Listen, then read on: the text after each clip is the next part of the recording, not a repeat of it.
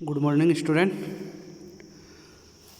I am Naveen Kumar from Sri Digamar Institute of Technology, dosa. कल अपन ने geotech engineering में numerical problem थी वो सॉल्व आउट की थी। कुछ प्रॉब्लम थी, 3 प्रॉब्लम अपन ने सॉल्व की थी। अब कुछ आगे इसी को कंटिन्यू करते हुए अपना टॉपिक आते हैं डेंसिटी से रिलेटेड ही, रिलेटिव डेंसिटी और पार्टिकल साइज एनालिसिस etc.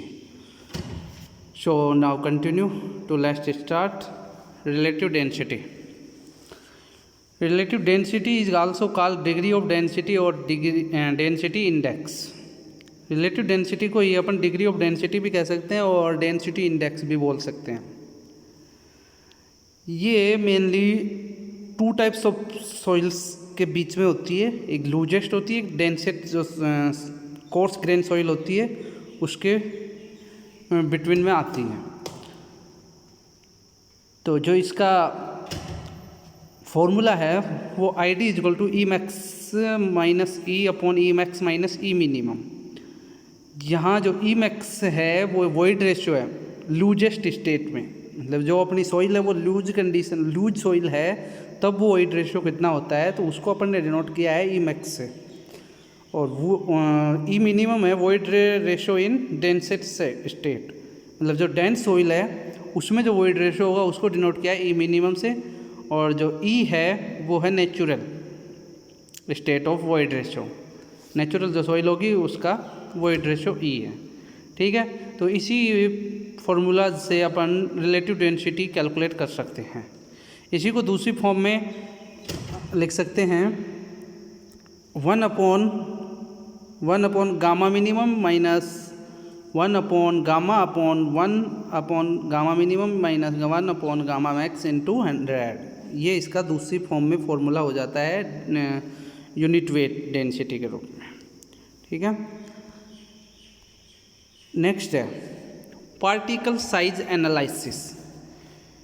जो अपनी सॉइल है उसको पार्टिकल साइज के अकॉर्डिंग कैसे एनालाइज किया है, कितने पार्ट्स में एनालिसिस किया है, वो चीज़ है। तो पार्टिकल साइज एनालिसिस को मेनली 2 टाइप्स में डिस्कस किया है। फर्स्ट है अपना सीव एनालिसिस और सेकंड है सेडिमेंटेशन एनालिसिस। सीव एनालिसिस में कोर्स सॉइल आएगी और सेडिमेंटेशन एनालिसिस में फाइन सॉइल आएगी। ठीक है, और जो सीव एनालिसिस है उसमें कोर्स सीविंग मतलब सीव यूज की जाती है। तो कोर्स सीविंग में तो जो कोर्स सीव है उसकी जो साइज है वो 4.75 से ग्रेटर देन होनी चाहिए और फाइन सीविंग में 4.75 से लेस देन होना चाहिए। ठीक है, 2 टाइप्स में इसी को डिस्कस करते हैं। और सेडिमेंटेशन में 2 मेथड आते हैं अपने, पिपेट मेथड और हाइड्रोमीटर मेथड। ठीक है, ये एक इंस्ट्रूमेंट है, उन्हीं के बेसिस पे हम। और फाइन सीविंग है उसी में ड्राई प्रोसेस भी होता है और वेट प्रोसेस भी होता है। तो इन्हीं को अपन कंटिन्यू करते हुए 1 बाय 1 डिस्कस करते हैं। तो फर्स्ट है अपना सीव एनालिसिस। सीव एनालिसिस में भी अपना फर्स्ट कौन सा है, कोर्स सीविंग। अब कोर्स सीविंग में पता है कि इसमें जो सीव की साइज होगी वो 4.75 से अबव होगी। ठीक है, तो जो 4.75 mm से अगर अबव होगी तो इसका मीन्स क्या हुआ कि जो अपने सॉइल्स के जो पार्टिकल्स है वो अगर उसमें से रिटेन होंगे तो वो 4.75 mm की सीव में से ही रिटेन होंगे। Sieve are represent either by their number or either by size. IS sieve have a square size opening represented in mm और micrometer। जो IS sieve है, इंडियन स्टैंडर्ड sieve है, वो स्क्वायर, उसकी जो ओपनिंग होती है वो स्क्वायर साइज में होती है और mm में यूनिट में रिप्रेजेंट किया जाता है। sieve number represent number of square opening in 1 inch of length. For example, 0.075 mm size sieve has sieve number IS 200. The sieve used in coarse sieving are 80 mm, 20 mm, 10 mm, 4.75 mm. 4 number of sieve means mainly sieve जो use करते हैं वो अपन एक मतलब पूरा set आता है इनका, तो कोड सीविंग में उस सेट में कितने साइज़ की सीव यूज़ की जाएगी, वो अपनी 4 टाइप की यूज़ की जाएगी, 80, 20, 10, 4.75 mm। ठीक है स्टूडेंट। अब नेक्स्ट है, इसी को आगे कंटिन्यू में जो इसका कोफिशिएंट ऑफ एक यूनिफॉर्मिटी निकालते हैं, एक कोफिशिएंट ऑफ कर्वेचर निकालते हैं, तो वो भी अपने पार्टिकल की साइज़ के ऊपर डिपेंड करता है। तो उसके लिए अपन 3 मेनली शेप के अकॉर्डिंग पैरामीटर यूज़ करते हैं। पहला है अपना ये D60, D30 and D10।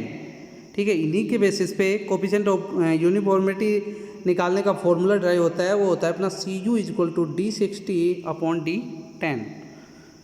Next है कोफिशिएंट ऑफ कर्वेचर, इसके लिए भी फॉर्मूला ड्राइव हुआ है अपना CC = D30²/D60 × D10। Typical result of a sieve analysis are show in figure. ये जो इनके रिजल्ट है वो इस ग्राफ के अकॉर्डिंग अपने को बताया। ग्राफ अपना परसेंटेज फाइनर मटेरियल और पार्टिकल साइज के बीच में ग्राफ प्लॉट किया है, वेल ग्रेडेड और गैप ग्रेडेड और पुअरली ग्रेडेड सॉइल के लिए। ठीक है, नेक्स्ट है फाइन सीविंग। अब फाइन सीविंग में पता है कि जो सीव यूज की जाएगी वो 4.75 soil fraction passing through 4.75 sieve is subjected fine sieving analysis. It can be parameter either in any state of weight sieving is preferred when clay content is present the sand.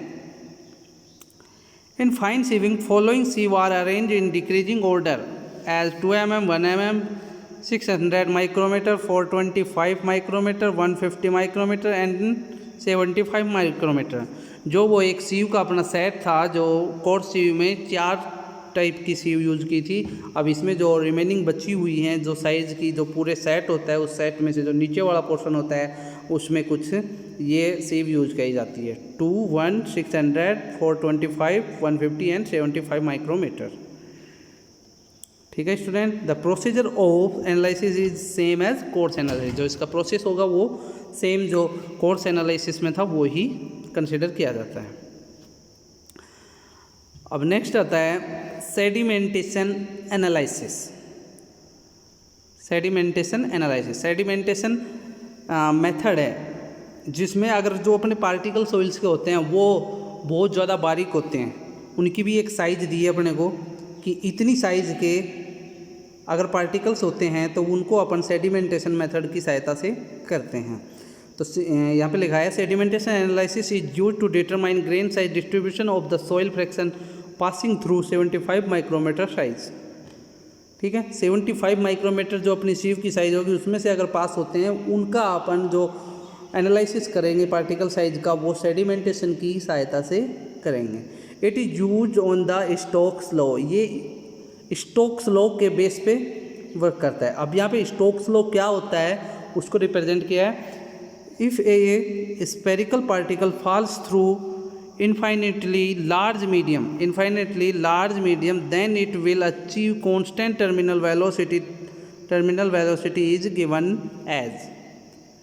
मतलब Stokes law अपना क्या कहता है कि कोई भी particle size है वो किसी, जैसे अगर अपन एक एग्जांपल लें, कोई भी वाटर का टैंक है, उसके अंदर कोलाइडी रूप में सॉइल्स के पार्टिकल हैं, छोटे छोटे पार्टिकल हैं, तो वो नीचे कितनी वेलोसिटी से नीचे ग्रेविटेशनल फोर्स की वजह से नीचे बैठेंगे, उसी के ऊपर डिपेंड अपना क्या करता है स्टोक्स लॉ। तो उस स्टोक्स लॉ के जो स्टोक्स लॉ है उसने अपना एक फॉर्मूला ड्राइव किया, वो उसने फॉर्मूला दिया, वो क्या था, ये फॉर्मूला था V = γs - γt/18μd²।